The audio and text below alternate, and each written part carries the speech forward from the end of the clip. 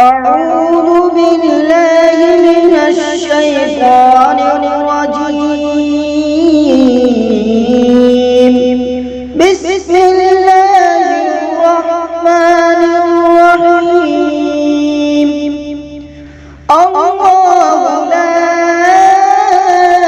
إله إلا هو الحي القيوم لا تأخذه سنة ولا نوم له ما في السماوات وما في الأرض من ذا الذي يشفع عنده إلا بإذنه يعلم ما بين أيديهم وما خلفهم ولا يحيطون بشيء من علمه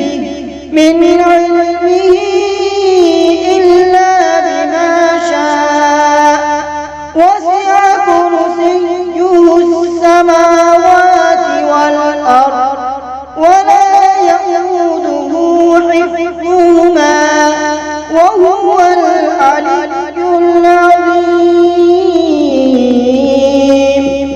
صدق الله العظيم। तर्जमा, अल्लाह के अलावा कोई माबूद नहीं है। वह जिंदा रखने वाला, थामने वाला है। उसे न ऊँग आती है और ना ही नींद।